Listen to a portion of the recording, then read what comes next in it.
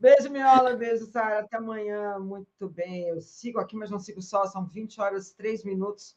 Primeira coisa, deixar o like, por favor, compartilhar essa live. Se possível, estar membro do canal, brasil247.com/apoio ou fazer um pix, pix@brasil247.com.br. Bom, vou trazer aqui o nosso convidado de hoje, deputado estadual Carlos Gianazzi. Seja bem-vindo, deputado pelo pessoal de São Paulo. Olha, Gianazzi, não tem como. Primeiro, seja muito bem-vindo. Vamos começar primeiro com boa noite. Como é que Boa vai? noite, Andréia. Boa noite a todas as pessoas que estão acompanhando o programa. Olha, Gianazzi, a gente não, de tédio é que a gente não morre jamais, né? E com essa extrema-direita também. E aí eu já vamos começar primeiro com essa história do Tarcísio, para a gente já se livrar disso, porque essa articulação do Tarcísio com relação ao Derrite é interessante a gente pensar, porque eles usam de um cálculo político completamente voltado a uma estrutura que eles entendem que é da extrema-direita, que é uma estrutura Steve Bannon, vamos destruir tudo e vamos tentar fazer, e se colar, colou. A atuação, mais uma vez, né, do Mota é exatamente aquela que a gente poderia esperar, péssima, né? E ele aceita, num primeiro momento, sem entender como é que a sociedade poderia reagir, como a imprensa tradicional, inclusive, poderia reagir, como nós, a imprensa independente, mas juristas, Receita Federal, Polícia Federal, órgãos e órgãos e órgãos reagiram, quando eles descaradamente impõem algo extremamente inconstitucional e com uma retórica que na semana passada era o seguinte: Estados Unidos intervém, quer dizer, Estados Unidos pode intervir, mas a PF não pode coordenar. E eles achavam que isso ia dar certo. Gianazzi, é contigo. Olha, primeiro, assim, é um escândalo dentro de outro. Primeiro que o Mota é um traidor, é uma pessoa que não tem palavra, uma pessoa que não se pode confiar nele em nada. Só que na política, a política gosta da traição, mas não gosta do traidor. O traidor depois é engolido, né? E ele acaba sendo extremamente prejudicado e abandonado. Mas o Mota, veja bem o que ele fez. Ele pegou um projeto do governo, do executivo do Lula, um projeto sério, um projeto antifacção, e entregou a relatoria para um deputado federal da extrema-direita bolsonarista, ligado ao Tarcísio, que até ontem era o secretário de Segurança Pública, o secretário sanguinário aqui de São Paulo, né, que foi expulso da rota. E ele saiu do cargo, me parece que provisoriamente, parece que ele saiu só para ser o relator desse projeto. Depois ele volta para a Secretaria da Segurança Pública, se eu não me engano. É isso, ele não vai ficar fora, ele volta para depois, no ano que vem, acho que ele se afasta porque ele é candidato ao Senado ou ao governo, ele é candidato a um cargo majoritário. Então, quer dizer, isso já é um absurdo, um presidente da Câmara entregar um projeto do Executivo, do governo, para a oposição. Isso é difícil acontecer, isso não acontece. Então, isso mostra que o Mota está a serviço da extrema-direita, a serviço do bolsonarismo. Ele tem lado, o lado dele é esse, né? E a gente não pode confiar nele, o governo não confia, né? Na verdade, é que tem a questão da correlação de forças. Agora, ao entregar ao Derrite, o Derrite descaracteriza o projeto, logicamente, né? Para minar a proposta do governo Lula de combater de fato, né, a fonte do crime organizado do Brasil, como fez com a operação aqui em São Paulo, Carbono Oculto, que chegou na Faria Lima, chegou no agronegócio, chegou nos bancos, né? Então, é isso, é que tem que estrangular o poder financeiro, a fonte financeira do crime organizado. E o governo federal está fazendo isso, exatamente. Mas o Derrite apresenta uma proposta, um relatório descaracterizando o projeto, colocando a questão, igualando, né, crime organizado a terrorismo, isso para abrir uma brecha para os Estados Unidos invadir o Brasil, como quer fazer com a Venezuela, porque os Estados Unidos têm uma lei que permite que ele entre em qualquer país para combater o terrorismo. Então, essa primeira proposta está a serviço, na verdade, dos Estados Unidos, do Trump, dessa política do Trump para a América Latina. Em segundo lugar, ele neutraliza a Polícia Federal. Olha só que absurdo, né? A Polícia Federal perde totalmente seu poder de investigação nos estados. Ela terá teria, né? Isso foi mudado agora porque teve tanta pressão da sociedade, sobretudo até o mercado financeiro foi contra, porque isso ia causar uma espécie de insegurança jurídica no Brasil e afastar investidores, empresas, né? E aí ele foi obrigado a recuar, né? Mas o projeto era esse: isolar a Polícia Federal para que ela não investigue o crime organizado no Brasil e, ao mesmo tempo, transformar o crime organizado em terrorismo, né?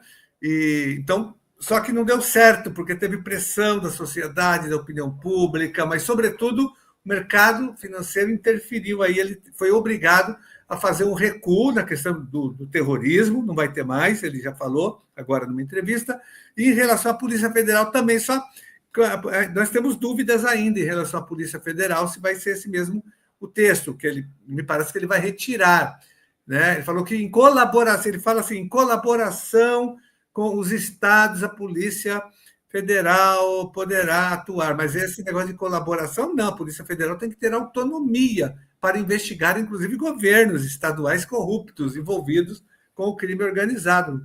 Não é em colaboração, né? Mas amanhã ele vai apresentar o texto final, a gente vai ficar sabendo. Mas um absurdo total, mas foram derrotados, viu, Andréia? Mais uma derrota, mais uma porque vez, isso né? está virando a PEC da bandidagem 2, né? Teve aquela primeira, e é o mesmo grupo que está defendendo essa proposta. Olha, o César Santos, ele, agradecendo aqui ao superchat dele, ele falou o seguinte: boa noite, André, Janazzi, tem a impressão que esse plano do Derrite é muito sofisticado para o Mota ou Tarcísio. Acho que o Mota obedeceu a algum patrão maior, Steve Bannon, alguém de fora, obrigado. A gente tem que pensar também quais são as implicações ali que envolvem, de alguma forma, o Tarcísio, porque é o Tarcísio que tem feito essa movimentação, tanto na PEC da blindagem para a votação, quanto agora. Porque, querendo ou não, a movimentação é do Tarcísio. Sim, ele controla a bancada federal de São Paulo, lá, ele tem força política no partido dele, né? Então, ele tem interesse nessa pauta, ele quer voltar a ser o candidato à presidência da República, então ele quer surfar na onda da segurança pública, da extrema-direita. As pessoas falam, né, que a esquerda não tem proposta para a segurança pública, mas eles também não têm nenhuma, a extrema-direita. A única proposta que a extrema-direita tem é matança, como aconteceu aqui no Guarujá, como aconteceu em Santos, e agora aconteceu exatamente no Rio de Janeiro, com mais de 120 pessoas mortas, uma matança. Então, é a única proposta que esse pessoal tem para a segurança pública. E caiu a máscara, né, agora, porque olha, o Derrite dizendo, tentando sabotar o trabalho da Polícia Federal contra o crime organizado. Olha, é a PEC da bandidagem mesmo, a PEC, proposta, o projeto da bandidagem. E com viés eleitoral absurdo, né, Janazzi? Porque é uma apelação, né? Na verdade, eles estão apelando, usando a violência, usando corpos, endereço, local, que são, né, a necropolítica, né? Os matáveis, né? Que podem ser eliminados, né? E é um jogo pesado isso, né? Um jogo arriscado, inclusive, né? É uma pauta que dá voto para eles, né? Matança dá voto, mostrar corpos em véspera de eleição dá voto para a extrema-direita, porque a população realmente está assustada com a violência, com tudo que está acontecendo. Então, esse crime tem que ser organizado, mas de uma forma com inteligência policial, com metodologia. É o que o governo federal está se propondo a fazer com essa mudança na legislação. E, enquanto isso, hoje de manhã teve alguém que colocou no chat, e a gente não pôde tratar do tema, mas você colocou e eu achei bem interessante. Enquanto isso, a reforma administrativa está aí, né? E eles fazem também também tem essa articulação, né? A gente acaba olhando muito para um lado, que é sempre criar uma pauta pior, para que uma pauta que é essencial, tão ruim quanto, seja deixada de lado, né? Mas, Janazzi, como é que você vê essa retomada desse ataque que enfim, é crucial, inclusive para a permanência de uma perspectiva de que o Estado tem que ter o funcionalismo público e ele é necessário. É contigo. Exatamente, André. Nós estamos preocupados porque nós tínhamos avançado na semana retrasada com manifestações. Eu até participei em Brasília na semana passada de uma manifestação com várias entidades sindicais, servidores de todo o Brasil, contra essa PEC 38, né? A PEC da farsa da reforma administrativa, que na prática vai acabar com os serviços públicos, vai privatizar, terceirizar, vai acabar com os servidores, vai acabar, por exemplo, com concurso, não vai ter mais concurso público no Brasil, não vai ter mais estabilidade para os servidores públicos, né? Você vai ter o crescimento do apadrinhamento político, do fisiologismo político, porque, imagina, não tem mais concurso, não tem estabilidade, o prefeito é eleito, ele manda todos os professores embora e contrata outros que votaram nele, que fizeram a sua campanha, o pessoal da medicina também, da saúde. É um absurdo, é um retrocesso jamais visto, se isso acontecer. Então, essa PEC é muito perversa, mas o governo não, porque eu quero deixar claro que não é do governo, Lula, essa proposta, é do Centrão e da extrema-direita bolsonarista a serviço do mercado financeiro. Eles que querem aprovar. Serviço da Folha, do Estadão, da Rede Globo, né, da imprensa empresarial, que tem os seus interesses políticos, econômicos, ideológicos. Eles querem aprovar de todo jeito essa reforma, porque interessa a eles atacar os fundos da educação. É muito dinheiro.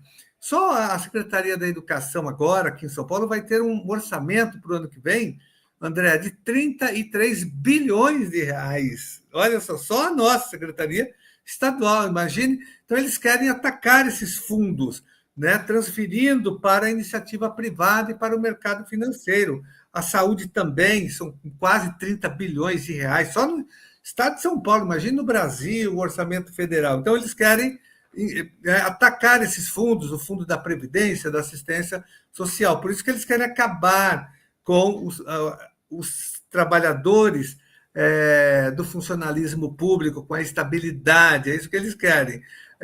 Então, só que pegou mal essa proposta, né? E ele começou a recuar um pouco, o próprio Mota, porque mais de 20 deputados que tinham assinado a PEC recuaram, pediram para tirar a assinatura. Então, ela começou a perder força por conta de toda essa mobilização. Aí, o que fez?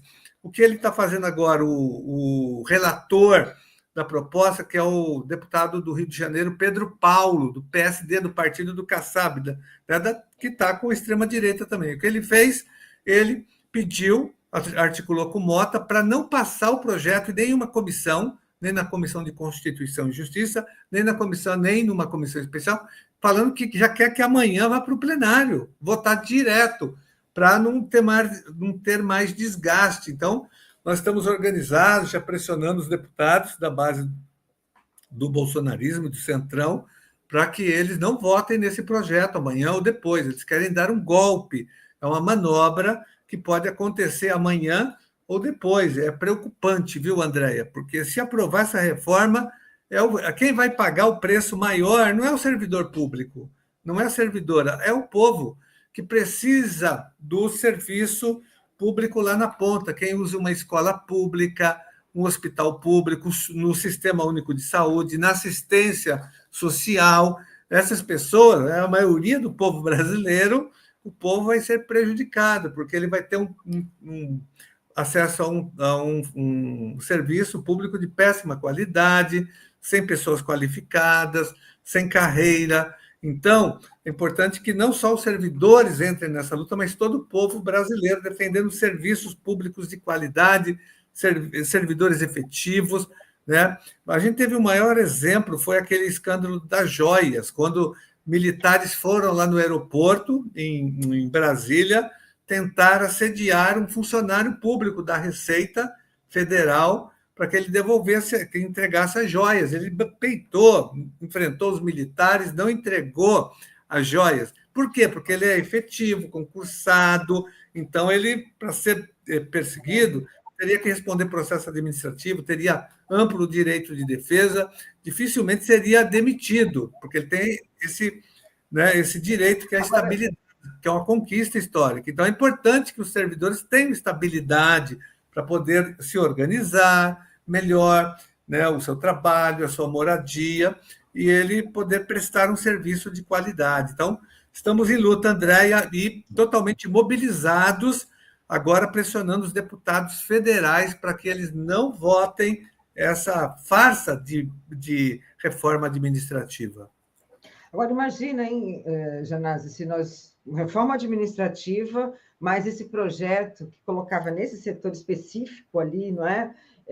Tirava a autonomia da PF, né? É só escolher, né? o Estado, né? Peraí, não, eu vou pousar ali, que é mais tranquilo, né?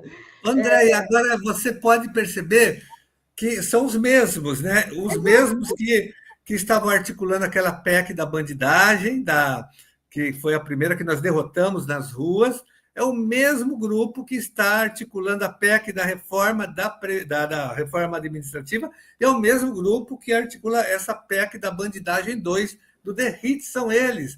Tudo que eles criam, tudo que eles querem aprovar é contra o povo, tudo é antiético, é só maldade, é só perversidade, é só crueldade contra o povo brasileiro. Agora, Né? Esse pessoal da extrema-direita. Hoje eu vi a imprensa tradicional, agora não me lembro qual, eu estava ouvindo hoje mais cedo, não sei se foi no UOL, enfim, que é não perceber que eles, quando fazem isso, eles fazem. Não é uma antipolítica, é uma política contra o povo. É diretamente uma política contra o povo. Eu vou trazer aqui 2 comentários. Olha, Solange Santângelo. Sou supervisora de ensino, aposentada e admiro muito a Janase e o César Santos. Boa noite, André. Janase, tenho impressão que este plano... Essa eu já li, né? Do que é muito sofisticado. Daniel. E aí eu já passo para vocês, a gente pode já entrar numa outra pauta que é muito importante.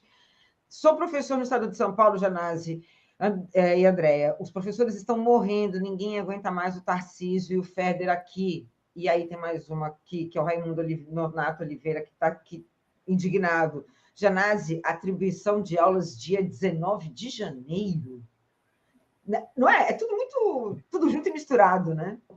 São muitos ataques aqui ao magistério, aos profissionais da educação em São Paulo. Quase que todos os dias tem uma resolução, um decreto, uma portaria atacando os direitos e a dignidade dos profissionais da educação. É resolução proibindo que o professor possa ir ao médico, senão ele será punido, se ele tira uma licença médica, se ele precisa de uma consulta médica, ele é punido depois na atribuição de aulas, na sua pontuação. Resolução dificultando que um professor que assumiu agora o concurso possa ter acesso, de fato, ao estágio probatório, que ele passe no estágio probatório. Resolução demitindo os professores, retirando os professores das salas de leitura da rede estadual. Todo dia, André, algo agora, essa atribuição de aulas em janeiro, o professor precisa descansar, precisa de férias, senão ele vai adoecer mais ainda do que está adoecendo. Eles vão colocar no dia 19 de janeiro, vai quebrar as férias dos professores. É uma falta de... Não é eu ia falar uma falta de sensibilidade, não, isso é um projeto mesmo, cruel, perverso, de destruição do magistério estadual, destruição da rede, não é uma insensibilidade só, é muito mais do que isso, é pensado, viu, Andréia? É um ataque à rede estadual e de tentar sabotar o magistério e modificar a rede, né? Colocando a rede estadual de ensino, que é a maior da América Latina, não é uma rede... da América Latina, uma das maiores redes do mundo, é a rede de São Paulo. São 5.542 escolas públicas estaduais, são mais de 3,5 milhões de alunos e alunas matriculados na rede estadual, são quase 300 mil profissionais da educação. Veja, nenhuma empresa multinacional tem isso, né? Essa estrutura toda, esse número de funcionários. Mas o governo ele tenta transformar essa rede numa outra rede, né? Uma rede que aceite a precarização do mundo do trabalho, essa alienação toda. É isso que ele está fazendo, que aceite o Estado autoritário, que ele está militarizando as escolas, está privatizando as escolas estaduais, está fechando salas de EJA, de ensino médio regular noturno, está reduzindo o orçamento da educação. São ataques de todos os lados, então a professora tem razão, né, do que ela diz. Mas agora nós estamos em luta, viu? Acionando o Ministério Público, o Tribunal de Contas, o Tribunal de Justiça, a Defensoria Pública, denunciando nos órgãos internacionais, convocando o secretário para depor aqui na Assembleia Legislativa. Nós estamos utilizando todas as formas de luta para deter esse ataque à rede estadual de ensino. E um absurdo que ele está propondo também, Janase, explica para a gente o que significa na prática, porque é isso, né? A gente tem que entender, tem que fazer várias análises. É uma nova proposta de reorganização da rede estadual, que vai dividir escolas com mais de 1.200 alunos. O que é isso? Olha, quando a gente achava que não ia ter mais nada acontecendo na rede, que está acabando o ano, Andréia, você sabe que esse ano, 2015, e o mês de novembro, nós estamos aí celebrando aquele movimento vitorioso de 2015, onde nós tivemos as ocupações vitoriosas das escolas estaduais contra o fechamento, contra a reorganização na época era o governo Alckmin, né? E o seu secretário era um ex-reitor da Unesp, o Herman, o nome dele, ele apresentou um projeto para fechar 200 escolas da rede estadual de ensino médio. Aí houve uma grande reação dos alunos secundaristas que ocuparam mais de 300 escolas em todo o estado de São Paulo. E foi um movimento que teve repercussão na mídia, em todo o Brasil, com apoio dos artistas, da opinião pública, da imprensa, movimento vitorioso que obrigou o governador a recuar, a cancelar o projeto e demitir o ex-secretário de Educação da SEDUC, esse professor Herman, ele foi demitido, foi um movimento vitorioso. Mas então, 10 anos após esse evento vitorioso, agora, na semana passada, o Tarcísio e o seu secretário empresário da Educação, Renato Feder, a gestão apresentou uma proposta que estava já ventilando na rede, que vai dividir escolas que tenham mais de 1.200 alunos, alegando que escolas grandes prejudicam a aprendizagem. Olha, até concordo inicialmente com essa proposta. Nós queremos escolas menores com menos alunos em sala de aula, né? E então, para fazer isso, eu tenho um projeto de lei aqui pronto para votação, né? Já passou em todas as comissões, que diminui o número de alunos por sala, para 25 alunos por sala, no máximo, em todas, ensino fundamental, ensino médio, no máximo 25 alunos. Aí, o Estado vai reduzir o número de alunos e vai construir novas escolas para distribuir melhor, no mesmo bairro. Você tem uma escola com 2.000 alunos, ou com 1.200, é fácil, você constrói uma escola no mesmo bairro e você divide a escola, daí sim, essa é uma divisão que a gente até aceitaria, contrata novos professores, funcionários, e você monta uma escola no mesmo bairro para que haja ali, você não tire a criança ou adolescente do seu bairro, da sua região, do seu território. É isso. Mas o governo inventou uma fake, uma reorganização fake. Qual que é? Ele vai dividir a escola, que tem acima de 1.200 alunos, mas ele vai dividir a escola no mesmo prédio, não vai ter uma nova escola. Ele vai dividir a escola, vai ter 2 escolas no mesmo prédio, na mesma sala de aula, sucateada, degradada, sem ventilador, sem ar-condicionado, superlotada. Ele vai, né? Não vai ter mudança nenhuma estrutural, é só para inglês ver. Ele não vai contratar novos funcionários da área agora do é a gestão. Só vai mudar a gestão. Só 2 diretores. Então, 2 escolas, ele vai ter um diretor para a antiga escola, que ele vai, e outra diretora para a nova escola. Mas e a mesma escola. Uma regra, porque, no final das contas, até os diretores também estavam sendo colocados ali num outro processo de afastamento, né? Afastamento, né? Isso. Perseguição aos diretores. Ele está perseguindo não só os professores mais, mas também mais de 250 diretores já foram não demitidos, mas afastados das suas escolas. Né? Substituídos, é isso? Eles foram substituídos porque, Andréia, essas escolas não alcançaram as metas lá do telemarketing deles, sobretudo de utilização de plataformas digitais.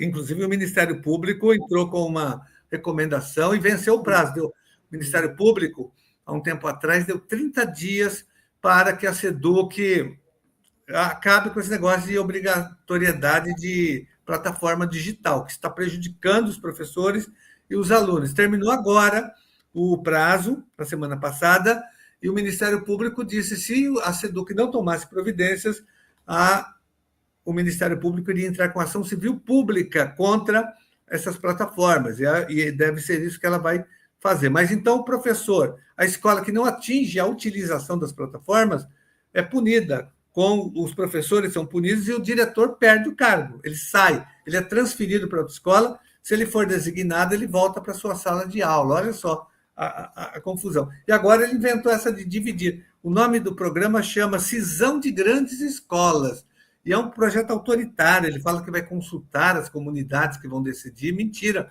né? Amanhã é o último dia para decidir, as escolas não foram consultadas, só os diretores que vão decidir isso. Então, é mais uma do governo Tarcísio. Isso não vai dar certo, isso não vai dar certo. Como é que você vai administrar metade da escola, outra metade da escola? Nossa, é um absurdo, né? A rede está horrorizada, assim, está todo mundo perplexo com essa história, porque não tem a mínima condição. E o projeto veio de cima para baixo, não teve debate nenhum. E ele é ridículo, ele é inviável, você falou. Não tem como funcionar uma proposta como essa. Tem, né? minimamente. Olha, não tem. Ele vai publicar, falou que vai publicar agora em dezembro uma resolução para oficializar isso, daí nós vamos fazer o que nós sempre fizemos com as outras resoluções. Vamos ao Tribunal de Justiça com ação popular para revogar essa medida, esse projeto. O que nós defendemos? Redução do número de alunos por sala, com construção de novas escolas no mesmo bairro, isso é fundamental, isso dá para fazer, né? E com a participação da comunidade escolar nesse processo. E reforma das escolas também. As escolas têm que passar por um amplo processo de reformas, contratação de funcionários do quadro de apoio escolar, de mais professores. Na área da educação especial, tem que contratar professoras nessa área. Mas olha o nível da perversidade. O Daniel fez um comentário aqui, Janase, sou professor em São Paulo, tive um infarto grave de tanta perversidade do Tarcísio. Em São Paulo, o perito me deu 5 dias. E a vida segue. E infarta mesmo. Essa é a condição do professor dentro de uma escola hoje, sobretudo nesses governos de extrema-direita. Né? Infelizmente, é a realidade. Né? Que ele quer que o professor trabalhe adoentado. Os professores estão morrendo em sala de aula. O professor vai trabalhar com dor, né? Tomando remédios. Então, e a perícia médica não ajuda, né? Dá atestado de 5 dias para a pessoa com infarto. É um absurdo. Isso é desumano, é cruel, sabe? É um sadismo do governo. Parece que ele odeia os professores, o magistério, os profissionais da educação, a política de ódio mesmo contra uma categoria importante que é a nossa, né? Professores da rede estadual de ensino. Trazer aqui alguns comentários. Beraldi, Janase, a reforma administrativa é parcela para destruir de vez o ensino público estadual. Exatamente. O Cléo Grigoli, Janase, a Uni não vai mobilizar? Eu colocaria a UBS também, né? Porque tem total interesse.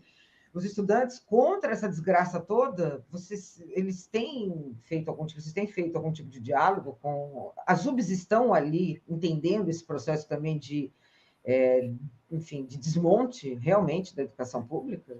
Tem as entidades estudantis, UNE, UE, UBS, UMES, que são entidades importantes, né, que representam os estudantes, eles estão mobilizados, assim, estão participando aqui na Assembleia, quando teve a redução do orçamento da educação, elas estiveram presentes, fazendo a luta, quando teve a aprovação da famigerada proposta de escola cívico-militar, eles estiveram aqui, manifestações na Paulista, só que o poder de mobilização agora é mais difícil para as entidades, né? Porque nós temos um processo de alienação da juventude, dos estudantes, que são vítimas desse modelo de escola. Então, está mais difícil fazer mobilização estudantil em todas as áreas. O movimento sindical também está com dificuldade de mobilização, porque mudou a conjuntura, é outro momento histórico. Então, mas elas estão, enquanto entidades, sim, mobilizadas, fazendo, até porque elas serão atingidas, né, por essas mudanças todas. Os alunos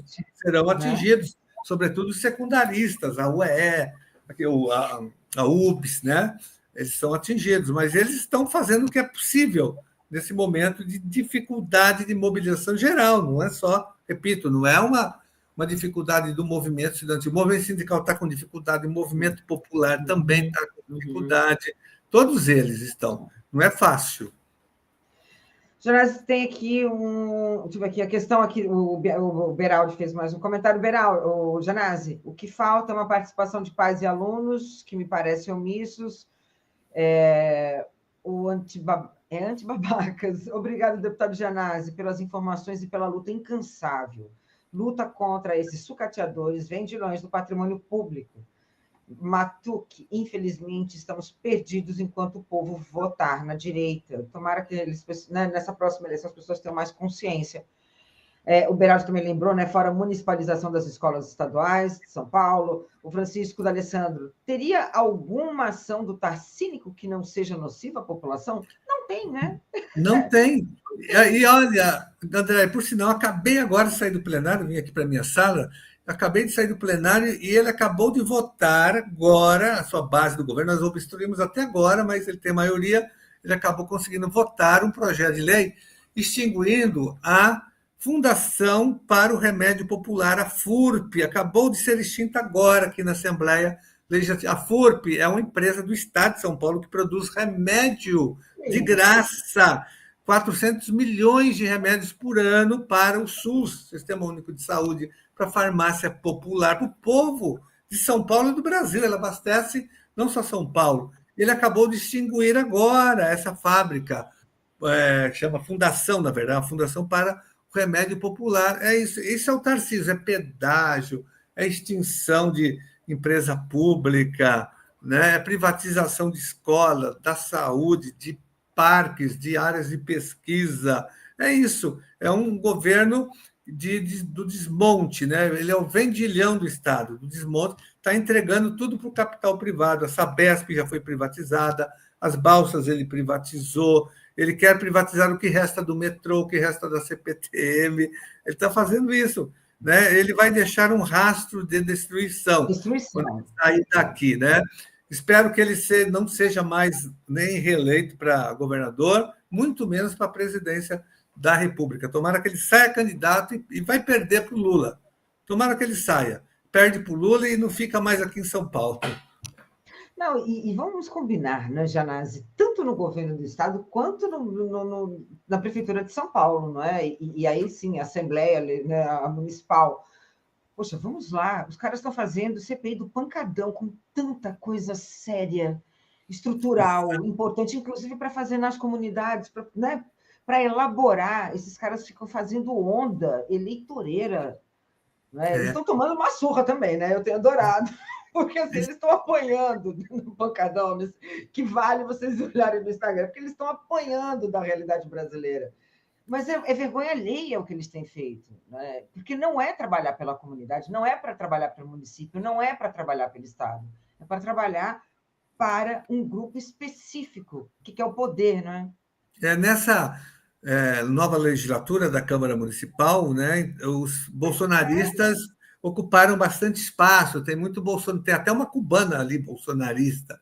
Gente, é um absurdo, uma cubana de extrema direita, nem de direita né? É de extrema direita cubana, esqueci até o nome dela. Enfim, ficou muito, já era ruim a Câmara Municipal, ficou pior ainda agora com esse povo que vê. Agora é isso. São Paulo virou um antro do bolsonarismo, da extrema-direita, tanto a capital como o Estado também, porque o prefeito Ricardo Nunes aderiu ao bolsonarista, agora ele é bolsonarista, ele virou extrema-direita, está com o Tarcísio, que também é, né? Embora tenha outros estados, onde tem lá Santa Catarina, Paraná, Rio de Janeiro, Mato Grosso, Goiás, mas aqui, em termos de população, de tamanho, de importância econômica e política, nem se compara. Então, aqui virou o centro do bolsonarismo, tanto o estado de São Paulo, como a capital, que é a maior cidade da América Latina. São 11 milhões de habitantes, então, aqui é um grande centro da extrema-direita. A gente tem que derrotar o bolsonarismo no estado e na cidade de São Paulo. Perfeitamente. Olha, estou aqui rindo, eu peguei aqui um comentário. O Carlos Araújo, né, fez aqui um... É interessante que hoje a gente tem que até explicar quando a gente faz piada, né, quando é uma brincadeira. Ele falou que o importante é que os paulistas estão fora livros do comunismo, ainda escreveu. Ironia, hein, gente? É muita loucura, né? Isso é distópico demais você pensar, né? Que a gente tem questões estruturais para pensar, para desenvolver, para pontuar dentro do espaço público e como tem sido usado para desagregar, legitimar, não é, qualquer ideia contrária de que na política você tem um papel de transformação, né? Tem sido usado com algum outro propósito. Janés, a gente está no final, eu passo para você, se faltou alguma coisa contigo, e já fica o convite para você voltar. Não, hoje nós falamos bastante, né? Foi importante, viu? E vamos continuar a luta, a resistência, vamos continuar fazendo os enfrentamentos, porque nós derrotamos a PEC da bandidagem, nós derrotamos agora essa proposta do DERIT, então acho que nós estamos avançando, né, contra essas propostas perversas da extrema-direita e do centrão que nós estamos enfrentando nesse momento. E vamos também derrotar a reforma administrativa. Tanto é que 20 deputados já voltaram atrás, porque estão sendo pressionados pela opinião pública, pelo movimento sindical, pelos servidores, por setores da população também. Então, a gente tem que continuar a nossa luta, isso é fundamental. Tá? Se hoje o inverno é deles, amanhã a primavera será nossa. Muito bem. Janase, muitíssimo obrigada e até a próxima. Obrigado, André. Um abraço para você. Boa noite. Eu sigo aqui, mas não sigo só, agradecendo primeiro ao Soberano Brasil e o governador do Rio Grande do